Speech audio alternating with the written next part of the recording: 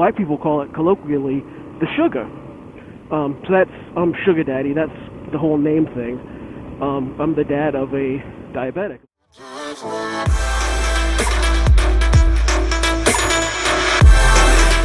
Good afternoon, Sugar Daddy here. I want to welcome you to a commute cast. I have not done one of these in a while. Haven't done one probably, I think, since I've had my Triumph. Just on my way home from work, just getting off, and I figured now would be a good time to kind of go into my name. Not my real name, obviously, but my YouTube name, my Instagram name. I think I have a Facebook. Watch out, Joe. I think I have a Facebook account under this name, under Sugar Daddy also. I can't even remember because I love Facebook so much. Basically, this is I got my first bike, I got my Triumph in 2016. In the middle of the year, June 2016, I got my Triumph. And one of the things that I always liked about motorcycling, other than the fact of like it's a motorcycle, was the fact that motorcyclists always seem to be very charitable people for whatever reason, whether it be a toy run or a poker run or some kind of charity ride. Motorcyclists are always just into that. I don't know if it's just because it's a chance to ride or what.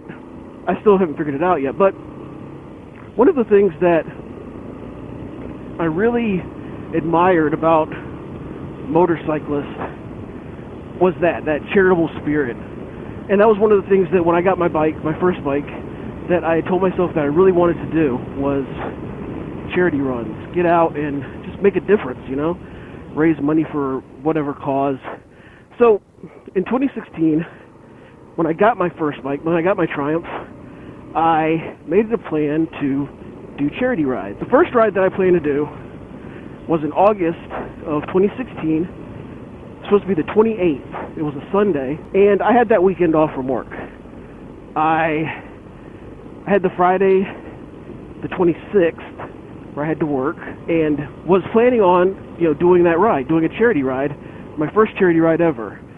So that Friday, I had, like I said, I'd been at work, and I had actually caught an MVA that Friday, a motor vehicle accident. I had to do a report for that. And I had a side job that evening that was starting around 6:30 or something. And so, getting off at 4, I figured, you know what? I'll just sit in the office, I'll do my MVA report, and then I'll head up to my side job, I'll get something to eat along the way. So I'm sitting in my office, and I'm working on my MVA, and my phone rings, and it's my wife. And she says, hello, blah, blah, and one of the first things she says that comes out of her mouth is, we're on our way to the hospital. And I was like, what? Like, wait, hold on, slow down, what happened? And my wife goes on, she says that our daughter, she had been going to the pediatrician, and my wife was like, well, they said something about her possibly having diabetes. And so they said, take her to the hospital. They've got a room waiting. It was Rainbow Babies. They've got a room waiting. They know you're coming. Just take her down there as soon as possible, like right now, like yesterday. And what had been happening was my daughter had been having some issues and had been going to the pediatrician, and my wife had been getting urine tests. And the urine test, her blood sugar was coming back high. The first one that they had done, they thought that there was like contamination, and so they said, bring back another one. So my wife took back another one, another sample, and it was that Tuesday that she had dropped it off, and it was that Friday that they had called her, the 26th. They called her and they said, take her down there now. She should have been down there last week if we had known. Just get her down there. The first time my wife took the sample in, my daughter's blood sugar was like 600 and something, and then on the Tuesday, and when they called her on the Friday, her blood sugar tested at like 498, I believe. I was like, okay, let me call up my supervisors. I got to cancel this side job. I got this report I got to do. Let me call them, let them know what's going on. And they were basically like, just go do what you need to do. So I went down there, Rainbow, and basically, my wife spent the whole weekend in the hospital. Our son, he stayed with my parents. They watched after him for the weekend, and I pretty much would go home every night, let the dog out, poor dog, and feed the cat, take care of the cats and everything like that, and do everything at home, and then just get up really early and go back to the hospital. And I did that. That was Friday. I think I left the hospital like close to midnight. Saturday, same thing. Sunday, same thing. Monday, we thought she was going to be discharged. Well, she was discharged Monday afternoon. And then Tuesday, she decided she didn't want to go to school, so she went back to school on Wednesday. But basically, that weekend was just like long nights, like really just like ridiculous long nights. If anybody out there, you're watching, and you know someone that is T1D, type 1 diabetic, or if you've got a loved one or a child or something like that, you kind of know how that is. But I literally went from knowing that it was referred to as the sugar and it had something to do with insulin and blood sugars to finding out that it's actually an autoimmune disorder. And there's just so much, and they literally give you, in the weekend that you're in the hospital and my daughter was diagnosed, you meet with dietitians, you meet with endocrinologists. It's an endocrine disease because it affects your pancreas. You meet with all these people. They give you this huge folder, everything you will need to know for the rest of your life to care for someone or to care for your own type 1 diabetes. They give you, and of course you can always call and ask questions. But like it's literally just this whirlwind weekend or whirlwind, 3 to 4 days when you're learning all this stuff and learning how to treat it and everything from injections to checking blood sugars to what to do if there's highs to what to do if there's lows to every single thing. It's just crazy, everything that they just give you. So obviously that weekend I was planning on doing that charity ride on the 28th. I didn't get to do it, obviously, for obvious reasons. I told my wife, and she did not find it funny. Is it irony that the charity ride that I was going to do benefited Camp Ho Mita Koda? And she's like, no. And if you don't know Ho Mita Koda, it's a wonderful place. Like, it's a godsend. Camp Ho Mita Koda in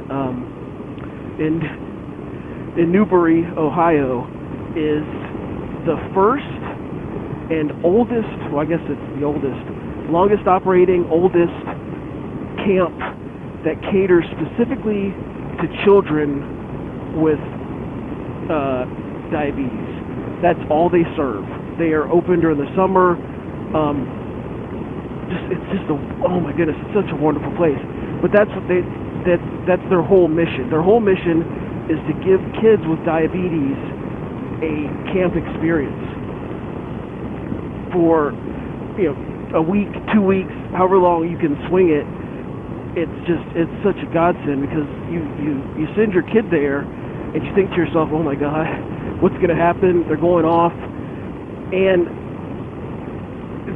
you realize, you go on a tour of this camp and you realize that it's a medical facility.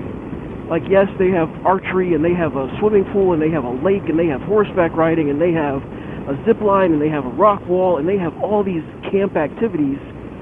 And then you find out that there's a doctor on call for the whole summer for each session, and there are nurses on call, including an overnight nurse, that if your kid wakes up at 3 o'clock in the morning at camp with a low or with a high, there's a nurse there.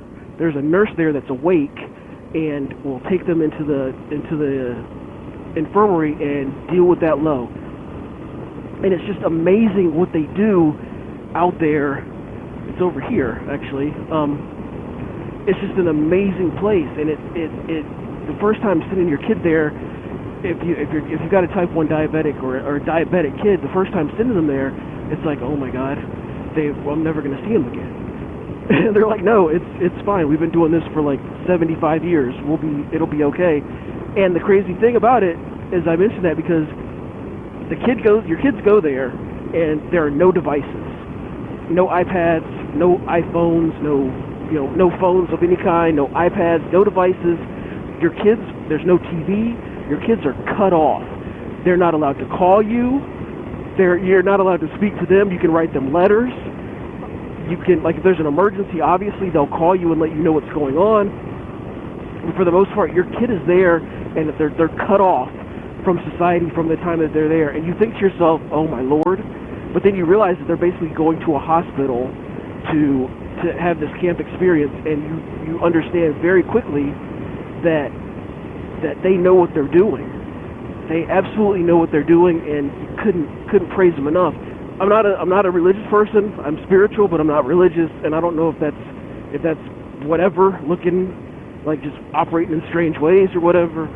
It's just that's just weird to me. I don't know. So anyway, that's my name story. That's my YouTube name story. That's my Instagram name story. Sugar Daddy, because I am a sugar daddy. And also, my children, before my wife made them take it down, my children actually had a channel called the Sugar Sibs. For a while I thought about letting them call it the Sugar Babies, but then that was kind of just like, maybe not. But they have a channel too, where basically my daughter, she posts a lot of stuff on there. My son doesn't really mess with it. He's too busy giving Ryan's Toys review money by watching those to post videos on his own channel. So, but that's all cool. It's all good. Do whatever, you know. So there you go. This is Sugar Daddy. It was good seeing you. Well, it was good talking to you. And, you know, if you like the video, make sure you subscribe. Make sure you like the video if you like the video. Hit the subscribe button. Hit the bell. Turn on notifications for the videos. Leave a comment down below.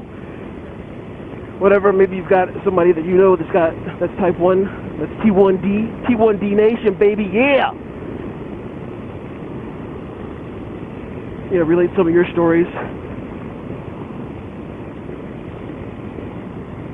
Maybe relate how, if you've got it, if you're a diabetic, relate how you found out that you were diagnosed.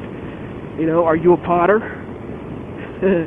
All the diabetics out there, the T1D, they know about being a potter and all that. But, yeah, so that's it. I hope to catch you again. I hope you'll listen again. This is Sugar Daddy, and I will see you later, Gator.